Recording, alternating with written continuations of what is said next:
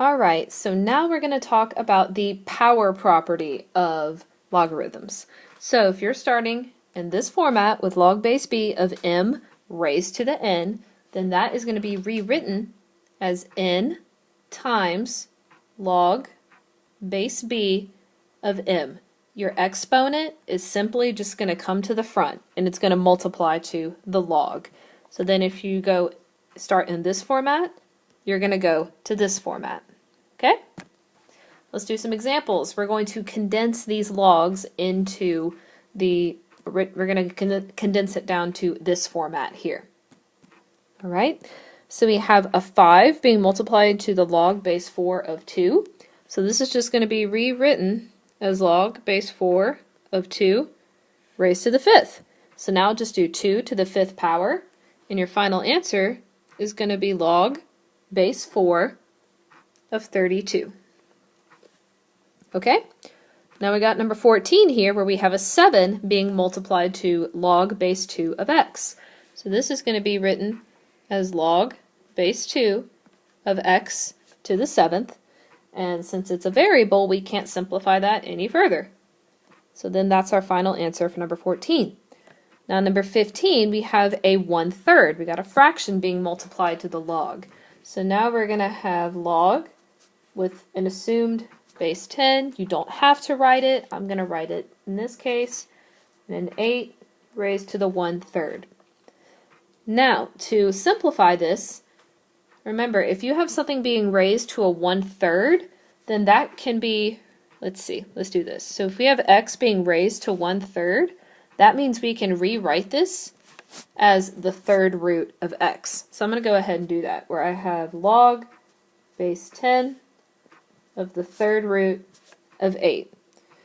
And 8 is a perfect cube, so you can take this one step further, once again, and you're going to have log base 10 of 2, since the cube root of 8 is 2. And like I said, you don't have to put base 10, but I decided to put it anyway. Final answer. Let's look at these examples where we're actually going to be expanding it. So now, these are actually pretty simple, because you're just going to take the exponent from the term, the 8, and you're just going to move it to the front. So it's going to be 7 times log base 2 of 8. And that's all there is to it. So to expand it, you just move the exponent to the front. That's all there is. So now for number 17, the whole exponent up here is x minus 1. So we're going to move it to the front, and we have to worry about this 3 out front. So this is what we're going to do. So we're going to have x minus 1, and go ahead and put it in the parentheses just to make things easier. Keep the 3 times log of 4. And like I said, we can assume that there's a base 10 in this case. So since we have two things being multiplied out front, I need to multiply it all together. So distribute the 3, and you're going to get 3x minus 3 times the log of 4.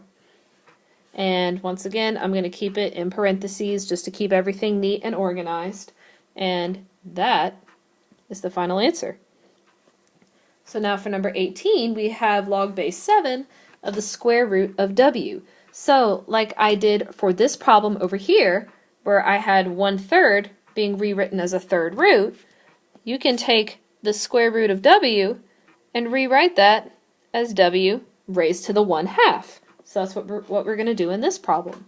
So we're going to have log base 7 of w raised to 1/2. So now that I have my exponent, I'm going to take the exponent and move it to the front. So now the final answer is going to be 1/2 times log base 7 of w. And we have completely expanded the problem.